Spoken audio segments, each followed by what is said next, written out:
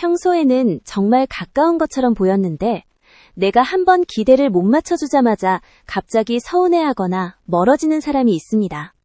이럴 때 제일 먼저 드는 생각은 내가 그렇게 큰 잘못을 했나? 이 정도로 식을 일이었나? 그 의문일 때가 많습니다. 방금 전까지 괜찮던 관계가 한 번의 어긋남으로 흔들리면 내가 부족했던 건지 상대가 예민한 건지 헷갈리게 되죠.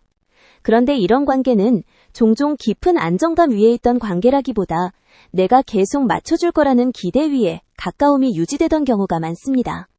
겉으로는 편한 사이처럼 보여도 한쪽이 늘 먼저 챙기고 늘 먼저 이해하고 늘 먼저 받아주고 있었던 거예요. 그게 오래 반복되면 상대는 그 배려를 고마움보다 당연한 반응처럼 느끼기 시작합니다. 익숙함이 기준이 되어버리는 거죠. 그래서 내가 한번 바쁘거나 내 사정 때문에 못 맞춰주면 상대는 상황을 보기보다 서운함부터 크게 느낄 수 있습니다. 친한 사이라면 보통 그럴 수도 있지 하고 넘길 여유가 있습니다. 하지만 기대 중심의 관계는 그 여유가 유난히 약합니다. 중요한 건 관계 자체보다 내가 계속 자기 기대를 채워주고 있는지일 때가 많습니다. 반응이 곧 애정 확인이 되는 거죠. 그래서 말은 괜찮다고 해도 표정이 묘하게 식거나 답장이 짧아지거나 분위기부터 달라지는 식으로 드러납니다.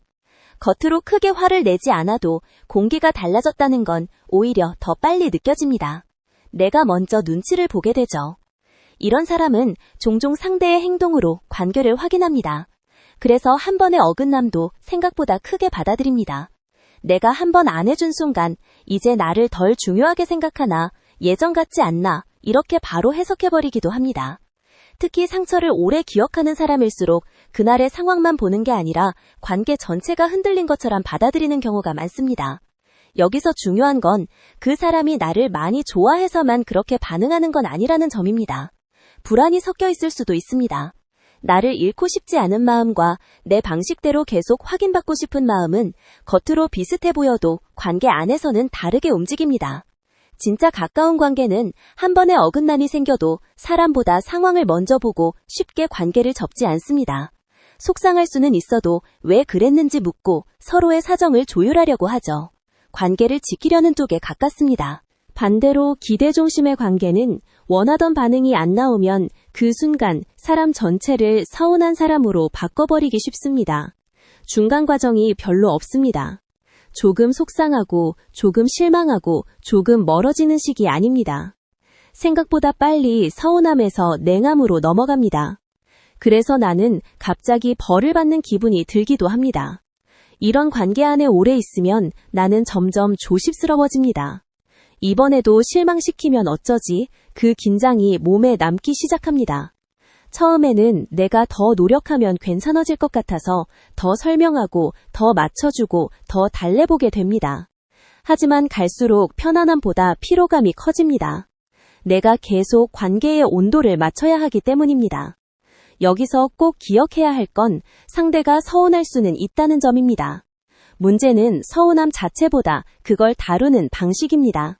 속상한 마음을 말로 풀고 서로의 사정을 듣고 관계를 조율하려는 사람은 아직 관계 안에 머물고 있는 사람입니다. 하지만 거리두기로 반응하고 차갑게 태도를 바꾸고 내가 먼저 불안해지길 기다리게 만든다면 그건 관계를 흔드는 방식에 가깝습니다.